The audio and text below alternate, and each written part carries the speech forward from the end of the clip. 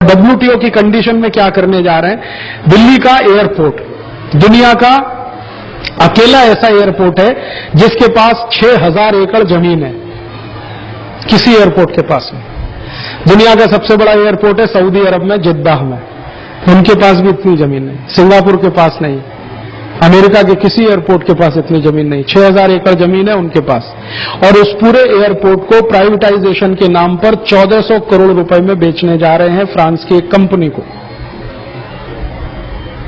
जबकि जिस स्थान पर यह दिल्ली का एयरपोर्ट है वहां 1 एकड़ जमीन की कीमत इस समय 20 करोड़ रुपए है। 1 एकड़ जमीन की कीमत 20 करोड़ रुपए, जहां पर यह एयरपोर्ट है गुड़गांव दिल्ली के बीच में। 6000 एकड़ जमीन है, कितने का हो गया?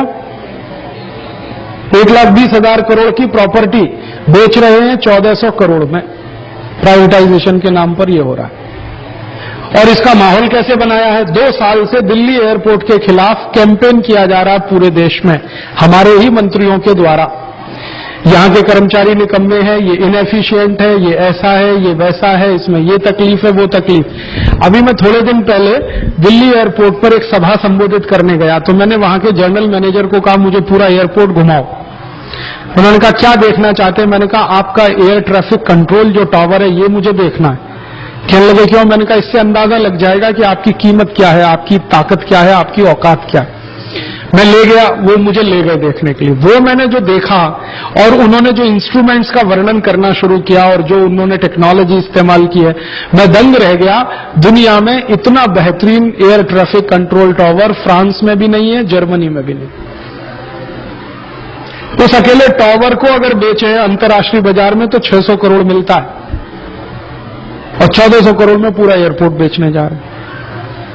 अब जनता को मालूम नहीं है दिल्ली एयरपोर्ट की विशेषता ये है, इनके पास 6000 एकड़ जमीन है।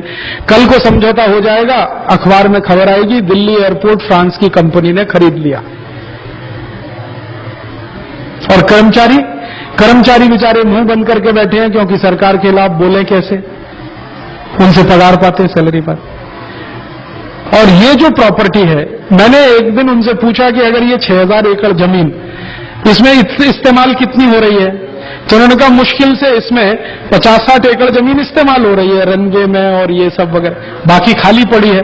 मैंने कहा इसमें खेती करना चालू कर दो तो साल का कम से कम 50-60 करोड़ का तो प्रोडक्शन यहां हो सकता है।